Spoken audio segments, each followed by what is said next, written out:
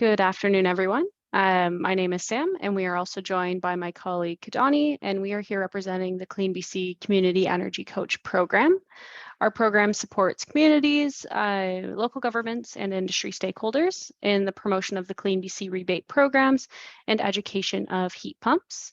So we will be sharing a number of resources on heat pumps, rebates, different things available to help you with your retrofit journey. As this webinar is being recorded, just keep that in mind. Today is November 2nd, 2022.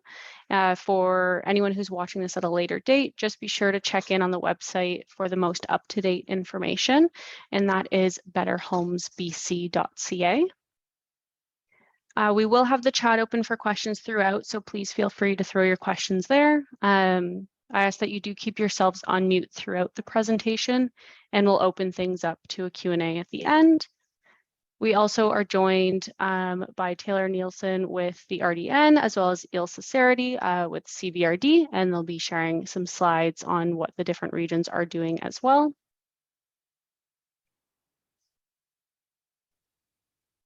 And before getting started, I just want to take a brief moment to acknowledge with respect the Coast and Strait Salish and Wasanic peoples on whose traditional unceded territory we are presenting today, as well as the Lekwungen, Songhees, Esquimalt, and Wasanic, whose historical relationship with the land continue to this day.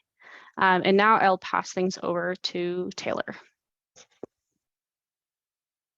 Thank you so much. So you can go ahead and head on to the next slide here. So my name is Taylor Nielsen, and I'm the Climate Action Outreach Coordinator with the Regional District of Nanaimo.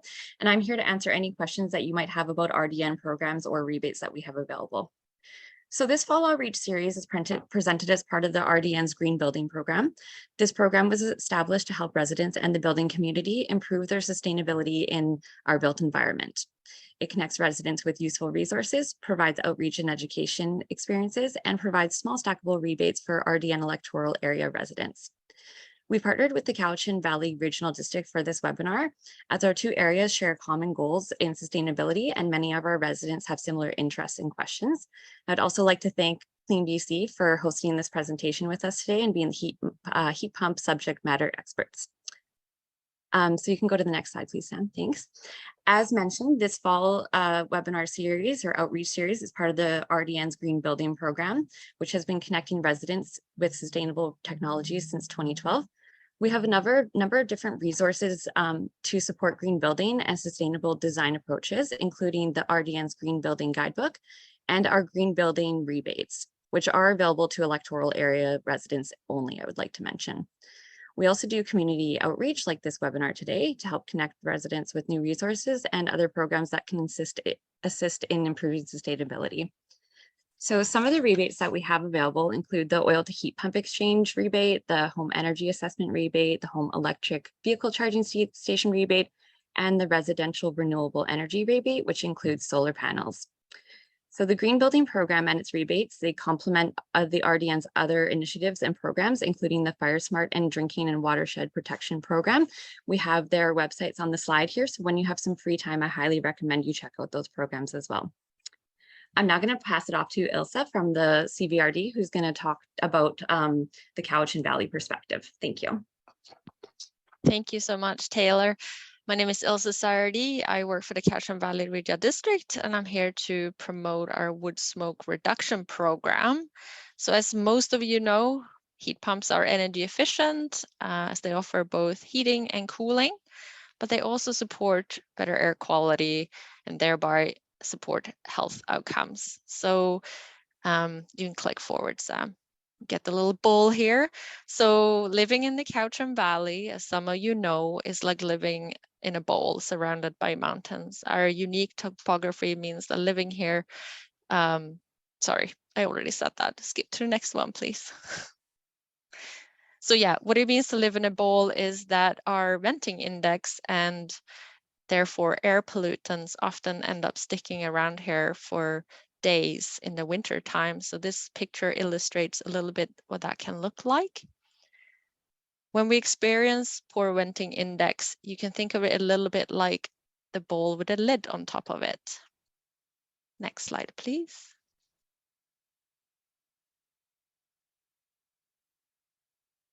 So with poor air quality, we also experience poor health outcomes. So we see in this slide, the pink line is hospitalization rates for respiratory diseases per 1,000 children ages 0 to 14 years old. So as you can see, we have a much higher rate of children that suffer from respiratory illness than the rest of BC and Island Health, which is represented in the other two blue lines.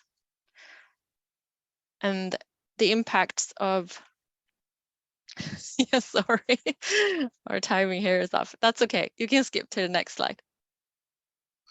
So one of the key things that you can do to improve health outcomes in the Cowichan Valley is to upgrade your home heating system from an old wood stove, and we offer rebates up to $2,000 currently for replacing an old smoky wood stove with a heat pump. And doing these kind of upgrades don't just benefit your own family, they also benefit the broader community. Next slide, please. Oops. Okay, my next slide was an overview of the various incentives that we're going to offer next year. But you can contact me directly. I'll put my contact information in the chat. So as of January next year, we're going to increase the incentives for wood stoves to be replaced with heat pumps. Also, because our area is prone to power outages, residents can keep their wood stoves, so you won't have to remove them, which was a requirement up until, which will continue to be a requirement up until the end of this year. Okay, thank you very much. I hand it over to Sam. Thank you. Okay, so we do have quite an agenda today on heat pumps. So just kind of for that overview here, we will start talking about why we're seeing heat pumps a lot in the media, why it's something that we're seeing so much today. And then I'll go into a section here to talk about what is a heat pump, how it works, the different types of heat pumps, followed by a myth-busting section, so debunking some common misconceptions. We'll also touch on some key information to know before you do buy a heat pump, as well as where to find heat pump contractors. And then we do have a fairly detailed rebate section, as well as the various other programs and incentives available if you are installing a heat pump. And with that, we'll get started. So why is it that we're seeing heat pumps everywhere today? Well, a lot of that has to do with, of course, the current climate and the way that we are seeing the impacts of climate change through heat waves, droughts, dangerous wildfires. These events are related to the climate crisis, and we do need to act on this. And part of this is through the CleanBC roadmap to 2030. So this is a strategy that the provincial government released that focuses on the importance of decarbonizing buildings through low carbon technologies such as heat pumps. So heat pumps are a way that we can drastically reduce the emissions of our building to help reach the GHG goals set by 2030. So here in BC, buildings do represent about 11% of the province's total emissions. This is a fairly significant chunk, and about 54% of that is homes heated by fossil fuels. So again, to work towards this reduction of GHGs, we can shift towards low carbon technologies such as heat pumps. Kind of aligned here with the provincial roadmap to 2030 is the BC Hydro Electrification Plan. So this is a strategy that is, again, working towards a GHG reduction target. And BC Hydro has committed through various means, such as raising awareness of heat pumps and making heat pumps more affordable through greater rebates. So in particular, if you are installing a heat pump from a fossil fuel heating source, you can now access up to $6,000 in rebates. Previously, it was $3,000. Part of that is coming directly from BC Hydro. So to put simply, the future of our homes is electric. We are starting to see this shift towards electrification in many ways, such as with electric vehicles, and we're shifting that way towards home heating as well. So heat pumps are the most energy efficient heating system available, and they are also the most climate friendly. To dive into the benefits of heat pumps, I'll just kind of briefly give you a nice overview here. So again, they are the most energy efficient heating and cooling system available. So they can be an air conditioning system for your home too. So with that, they do help to provide year-round comfort, keeping you nice and cool, nice and warm all year round. They can help provide a climate-friendly home. So they are powered by electricity, which here in BC is considered to be carbon neutral as it is hydropower. You can also get a healthier home. So they do provide the benefits of air filtration and dehumidification. So as Ilse mentioned in the CVRD, wildfire smoke can be a health concern. So heat pumps can help to alleviate that as well. And if you are switching away from fossil fuel, you can help to no longer pay carbon tax on your energy bill. So another great incentive. So diving into all of these in a little bit more detail.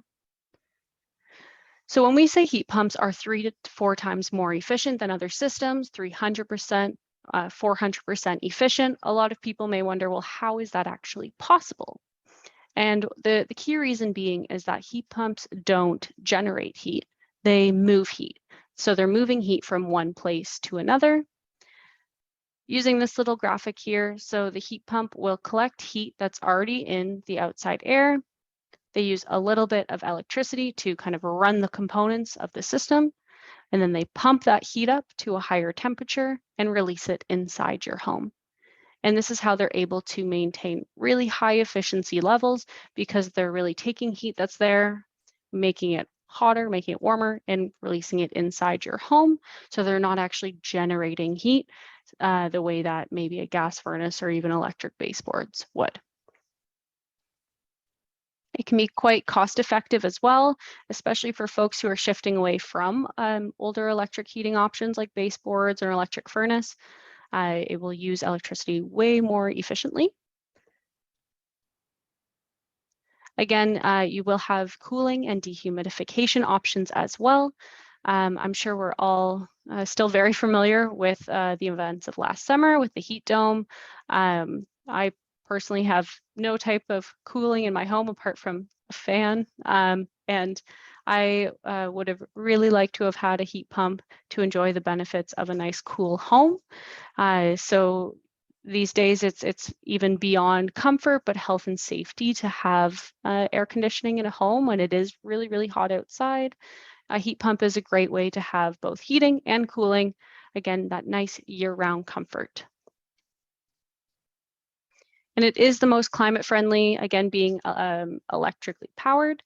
So it is no surprise, just kind of taking a look at this graphic, that oil heating in particular is very carbon intensive, releases a very, very high amount of greenhouse gas emissions.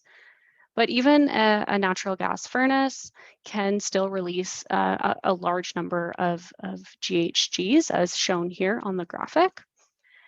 Heat pumps, however, much, much less. So they are going to be the most climate-friendly option, again, being hydropower from electricity. Better indoor air quality, as I mentioned, so you will get a healthier home. Some heat pumps might provide a little bit better air filtration than others, and I'll speak on that in just a few more slides. But this is important. We have members of our home that can often suffer from allergies, dust, pollen, other things like that. So it helps to rid your home of those indoor pollutants and protect from the outdoor elements such as wildfire smoke as well. One of the specific benefits of one type of heat pump called a ductless system is the ability for zonal heating. So this is kind of that flexibility of having different rooms at different temperatures. So if you have perhaps in-laws living in a suite in your home, if you want that flexibility of not being at the same temperature as your in-laws, this is a really great option as it does provide that zonal heating. Maybe you have an office space that you like really cool compared to the rest of the home. This again is a great way to offer that flexibility. In general, heat pumps are also really simple to use. They follow a set it and forget it practice. So set it to your desired temperature setting and really just let it be. So you don't have to think about tinkering it throughout the day, and really just let it keep your home nice and comfortable. And to really wrap all of those benefits up, it is, the heating system of the future. We are shifting again towards electrification in our homes. And I really enjoy this photo here. I think it's just great. We have a couple here from Saanich here in the Victoria region. And you can see, the solar on their roof, the electric vehicle behind them.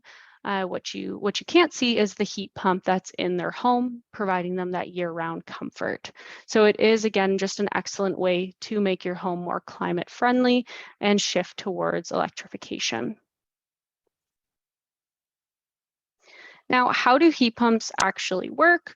I gave a brief overview about how they move heat from one place to another, but what you might not know is that you actually have a type of heat pump at home already, because your refrigerator essentially is an insulated box with a type of heat pump in it. So it's working to, through the refrigerant lines here, it collects heat from inside your fridge, which then goes through a compressor and gets released out the back of your fridge. And that cycle continues, keeping your food, your drinks nice and cold inside the fridge. And I'm sure most of us probably try to avoid looking behind our fridge. It's probably a bit of a scary spot. But if you were to peek behind your fridge, you would notice the coils there and it being quite warm. And that's the release of that heat from inside your fridge. And really a heat pump works that same way. And to hear a little bit more about that, I'm going to pass things over to Dave with BC Hydro. And just give me a thumbs up, Taylor, if the sound is working. Hey, it's me, Dave, and this is a heat pump. It's an energy-efficient heating and cooling system you can install at home. How does it work? Here, let me show you. Your typical air source heat pump, like this mini split system, has two main components, an indoor and an outdoor unit, which are connected by a refrigerant line. To heat your home in the winter, the outdoor unit pulls heat from the air outside your home.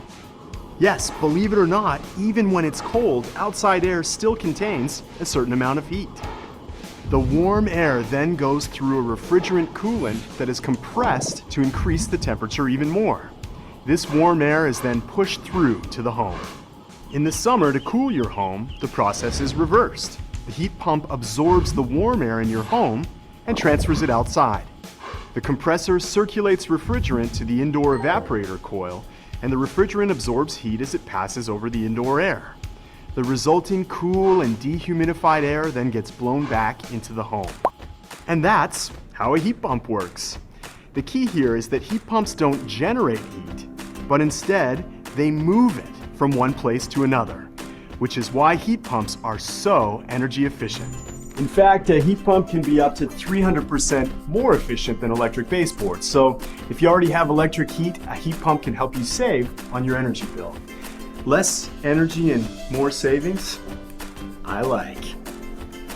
If you're switching from a fossil fuel-based heating source like a natural gas furnace, you'll be reducing your carbon footprint. It's kind of like going from a size 18 down to a size 2. You get the idea. It's an environmentally friendly option, especially here in BC where we're powered by water. Plus, with rebates from CleanBC and BC Hydro, there's more to save. Thank you, Dave. Alrighty, so moving on, we're going to talk about two two of the most common types of heat pumps. So there are a few different types that I'm not going to touch on, but these are the ones that you'll likely run into here on Vancouver Island. So the first one is the central ducted heat pump. So just as it is in its name, it requires the use of ductwork. So connected to vents throughout your home, providing whole home heating and cooling. So this can be a great option to replace an existing furnace in the home. And generally speaking, you have an outdoor unit that looks something like this one here on the screen, and then it's connected through the refrigerant lines to an indoor unit or air handler. This is used to distribute the warm air or cool air throughout your home, connected to a wall thermostat, just like you would see with a furnace in your home. Another option you might see is a dual fuel ducted system. So this would be that central ducted heat pump that would have an integrated backup. Generally on the island, it's not necessarily needed, as we don't have temperatures that get that cold, but they can be an option in regions where it is really, really chilly, or if you're worried with your home being air leaky perhaps, but then home upgrades can help to reduce that as well, but just another option to provide that backup heating. And then there is the ductless mini split option. This one is quite common. You see it in homes specifically that don't have existing ductwork. So it would actually be an indoor wall-mounted unit, sometimes they're called heads, that would provide zonal heating and cooling to a space. So you can see from the little graphic here or the image on this side, so it's generally a slightly smaller outdoor unit, and then the refrigerant lines connect to one or multiple indoor heads. And then you have a remote control that would then adjust those temperature settings. So ducted mini splits. So yes, sometimes there are mini split systems that actually are connected through a small series of ducts. These systems can be nice and customizable depending on the size and layout of a particular home. So just to kind of break that down, what that could look like, we have an outdoor unit here that's connected to 3 refrigerant lines. One is connected to a standard wall-mounted head. We can follow another refrigerant line here, and it has a ceiling cassette, they're often called. So that's providing some heating, cooling to this given space. The last refrigerant line is actually connected to a smaller air handler unit in the attic space, connected to a few smaller vents or ducts, providing heating to a few other areas there. So these are just quite customizable options for a home, depending again on your layout. If you don't have existing ducts, this can be what it might look like in the attic space. And they often come with a variety of different names, all essentially meaning that same system: mini split, multi-split, split system, ducted mini split, all for this sort of same type of system. Now, both central and ductless systems can come as a cold climate heat pump. So cold climate heat pumps are built to work efficiently in conditions down to about -25 degrees. So in very, very cold temperatures, they are a very efficient system and generally may not require any type of backup heat. Always best to chat with a contractor to see if a cold climate system may be best suited for your home. Again, here on the island, we're fortunate with maybe not freezing cold weather in our winter, so standard heat pumps can also be suited just fine. Cold climate systems, also a great option for those really high efficiency ratings. So just to compare the central ducted system and ductless mini split in a bit more detail. So they'll both provide air conditioning in your home, whereas the ductless system is the only one that will give you zonal heating. The central system is the only one that requires ductwork in your home. They'll both provide air filtration and dehumidification, keeping in mind that the central ducted heat pump does have higher quality add-in options for filters. And again, both systems can be pretty well suited for most homes, but in the kind of ideal scenario for a central heat pump, there would be some type of existing ductwork in the home that could be easily integrated. You're looking for that whole home central heating, and perhaps you're also looking for that more effective air filtration.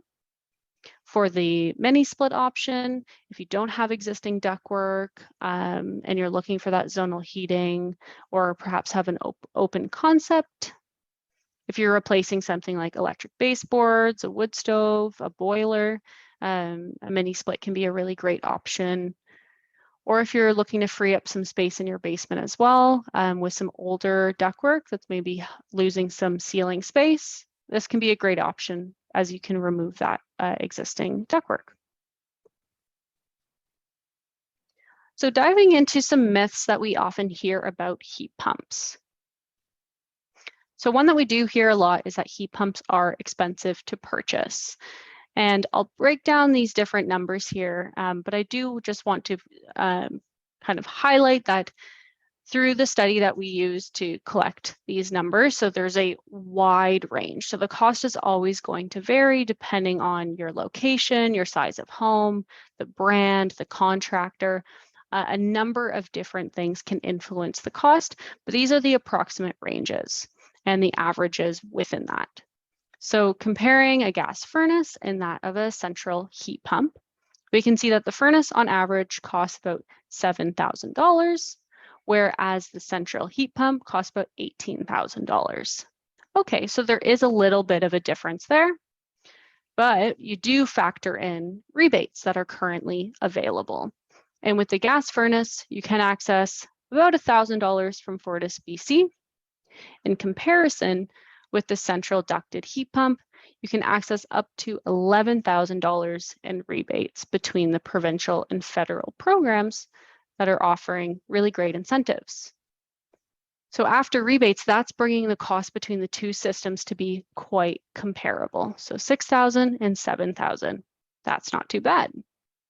But then we also have the added benefits that a heat pump has, which include air conditioning. A furnace is not going to give you air conditioning, as well as your much smaller carbon footprint. So you're going to significantly reduce your GHGs in your home when choosing a heat pump and compared to a gas furnace.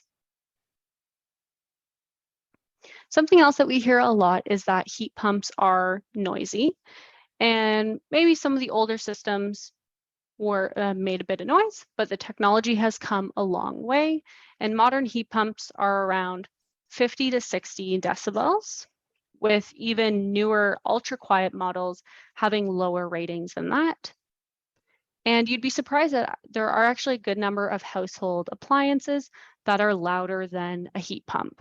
And when we talk about heat pump noise, this 50 to 60, this is specifically the outdoor unit of the system. So just to compare that for some of the appliances we might find inside the home, we have a dryer that's going to be a little bit louder at about 60 to 70. Even our toilets can run quite loud at about 75 or higher. So heat pumps are actually quieter than a lot of the appliances you might find in your home. And the City of Vancouver has this really great infographic that will be included in the link in the slides that we'll send after the webinar as well. But it has a great detailed explanation about how to choose a quiet unit and some considerations about where to place the outdoor unit. Because there are, well, first and foremost, checking in with bylaw requirements as well. So certain municipalities will have specific requirements on where that outdoor unit can be located. But this is a really great way to help mitigate some of that noise. You can use fencing or landscaping or a deck even to help kind of block that noise. You generally want to keep it away from a side yard, using the backyard or front yard. is a great option. And mounting it on a solid pad, such as a concrete pad with little rubber dampeners. Contractors will often use this practice. That can help mitigate the vibration and noise as well. So lots of different ways to ensure that that system is nice and quiet. Another myth is that heat pumps require a lot of maintenance. And, every heating system requires maintenance. You have your servicing appointments for your furnace. Maybe baseboards don't require too much maintenance, but maybe you vacuum them once or twice a year. Heat pumps really are no different. You would want to schedule an annual or every 2 years a maintenance appointment with the installer just to make sure everything is running smoothly. And then there are just a couple of things that you can do regularly. So reading the manual, maybe once. It's probably not the best read, but always a good idea to give it an overview. The indoor filters are important to clean out as well. So especially after high periods of wildfire smoke, you will want to give those a nice clean. Some you can take out, clean, and put back in. They're reusable. Others you may need to replace them, those high quality add-ins to purchase and replace. And the batteries of the remote when they are running low. With your outdoor unit, if there is a period of lots of snow or it's very windy and there's debris, you just want to make sure that that unit is clear so it can be running nice and smoothly. And again, that servicing appointment about once a year or every other year. Another myth is that heat pumps are expensive to operate. This one is a little bit complex and again can be very comparable. Very specific household, but generally speaking, heat pumps have very comparable to even lower operating costs than natural gas homes. And to just kind of provide a little bit more information there, so you will see changes in your hydro bill switching to a heat pump. If you're electrically heated, you'll likely see a decrease in your electricity bills when going to a heat pump. With a gas furnace, you might see an increase in your electricity consumption, which will likely be offset by a decrease in your gas consumption. They kind of offset one another. Overall, choosing high quality installation, a high quality heat pump, and then complementing that with other home upgrades will help to make sure that that system works better and keep your operating costs nice and low as well. One of those operating tips is, again, that set it and forget it. So you really don't need to tinker with a heat pump. It works best when just left alone. Set it to your desired temperature, whether that's 20 degrees, 21 degrees, and really just let it be. Our last myth here is that heat pumps don't really work in cold weather. And I did have that slide that talked about those cold climate systems, and they do work really well as it gets colder. The technology has come a really long way, and we're seeing heat pumps more and more in regions that are quite cold. So this is an example. This photo here is from Colorado, and they do have winters at about -25. Over in New England, they do have a rebate program for heat pumps, and their winters average at about -8 degrees. And even here in Canada, Nova Scotia, there's a rebate program for heat pumps, and they have winters that can be probably much colder than ours here at about -18 degrees. And, these provinces, they wouldn't necessarily be promoting through rebate programs a system that doesn't work. So they definitely are capable to heat as it gets colder outside. A couple of things to know before you do buy a heat pump. So you do want to make sure you're working with a qualified installer. So there is a list of registered contractors through the Provincial website that I'll introduce in just a few slides. And really you want to make sure you're not buying wholesale or online.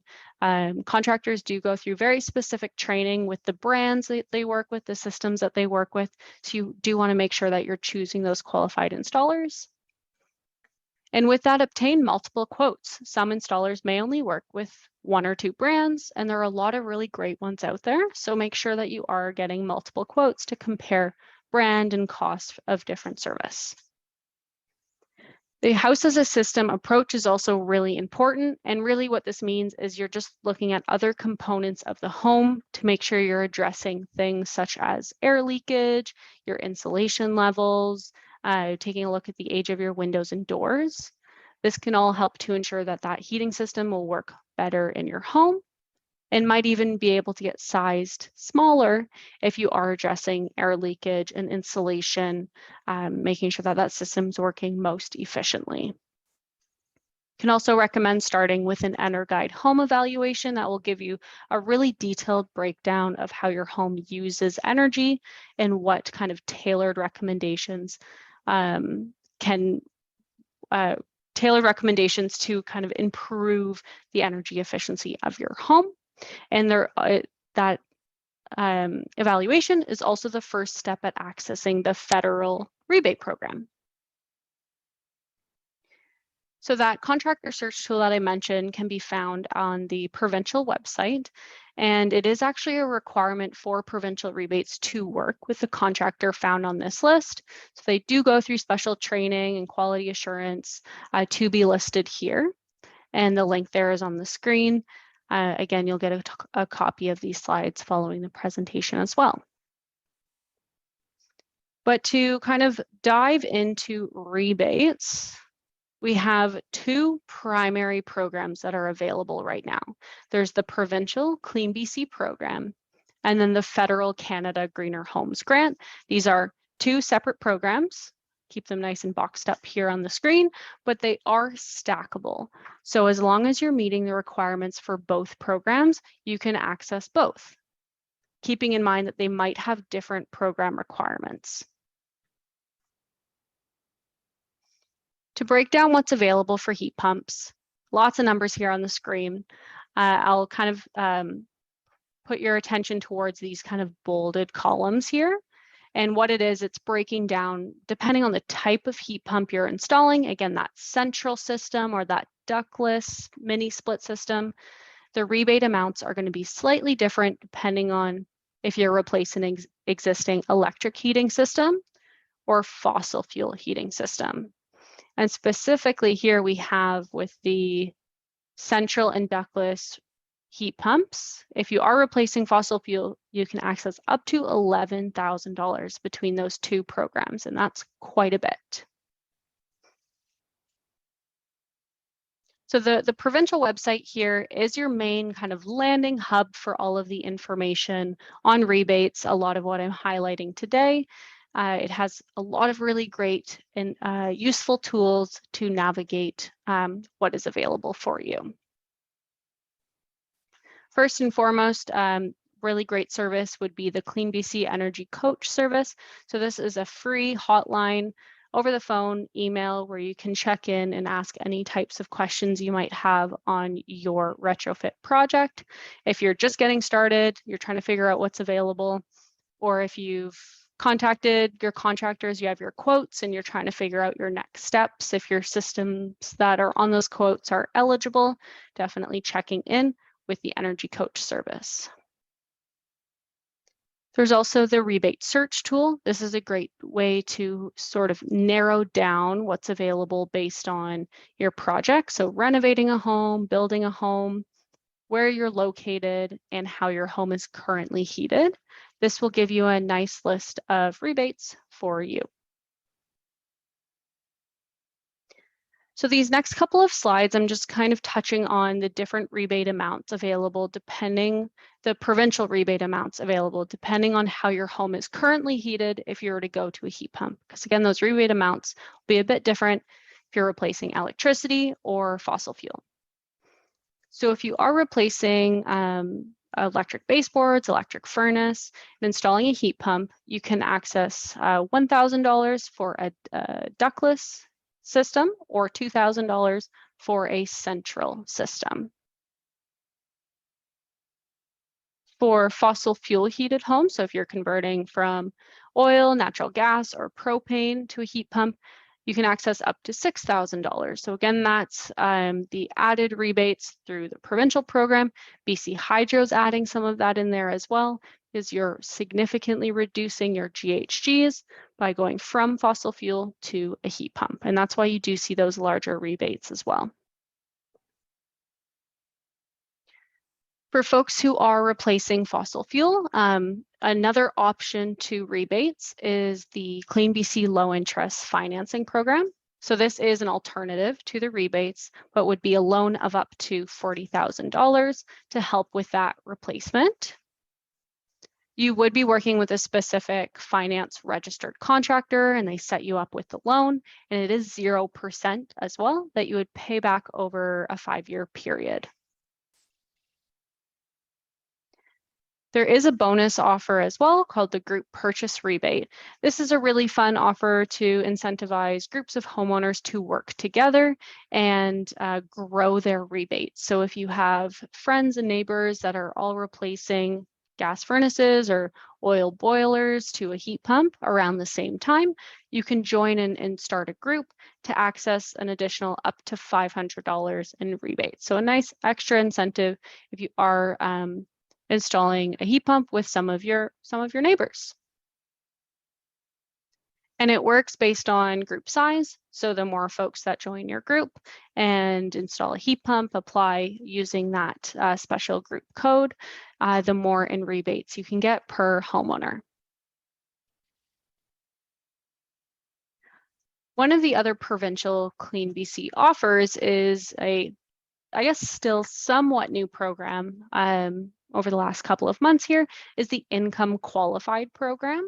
So this is actually offering enhanced rebates that are designed to cover 60 to 95% of the cost of your upgrade.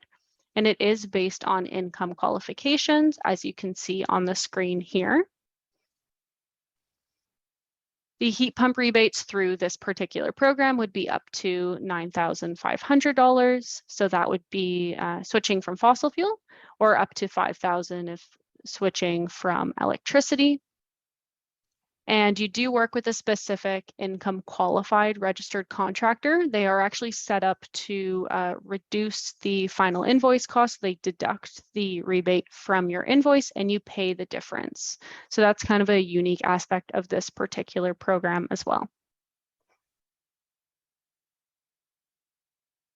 So shifting gears here to the federal program. So again, the two different programs. So this is the Canada Greener Homes program. It's been around for a little while now, and it offers up to $5,000 in grants plus $600 for an EnerGuide home evaluation. So that $600 is there because it is actually required to do a pre-upgrade and post-upgrade EnerGuide home evaluation. So you would register for the program and have that first evaluation before starting any of your renovations. You'd then go through your renovations, heat pump, windows and doors, maybe solar. There's some grants for solar as well through this program. And then you'd have your follow-up evaluation. And that's how that program works. And you can access that $5,000. And again, this is stackable to those provincial offers. So that's how you can access that kind of $11,000 for heat pumps, for example. Part of this federal program is also a interest-free loan. So you can get the $5,000 grant and up to $40,000 in an interest-free loan. It's all part of that same program, so you're still doing that EnerGuide evaluation, and you'd have a repayment period over 10 years. Generally speaking, if you are looking to access both of those programs, you're stacking up all of the incentives available to you. It is recommended, in the case of the federal program, required to start with an EnerGuide home evaluation. Similar to that contractor search tool that I highlighted on the provincial website, there is a similar one for energy advisors. They're the folks that would do that evaluation for your home. You'd also want to get registered with the federal program, and calling the Energy Coach service is a really great way to get started and kind of keep track of those next steps. to the Energy Coach Service contact details. The federal program, they have their own contact line as well. And with that, I will say thank you very much for your time and attention today. I hope you know a little bit more about heat pumps than you did about an hour ago. And we'll now have things opened up to a Q&A if there are any questions.